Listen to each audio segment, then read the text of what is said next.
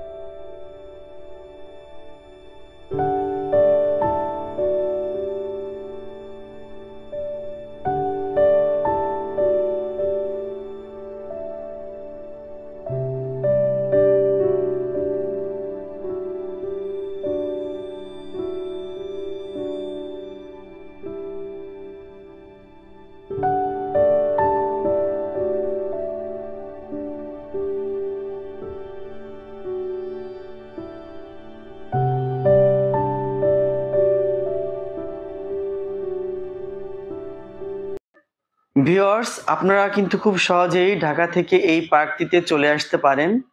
ঢাকার যে কোনো স্থান থেকে কুড়িল বিশ্ব রোড হয়ে 300 ফিট রাস্তা দিয়ে অথবা বনশ্রী স্টাফ কোয়ার্টারের পথ ধরে সুবর্ণগ্রাম অ্যামিউজমেন্ট পার্কে খুব সহজেই যেতে পারবেন। ভিউয়ার্স, এই পার্কের যাবতীয় তথ্য আমি এই ভিডিও ডেসক্রিপশন বক্সে দিয়ে রাখছি।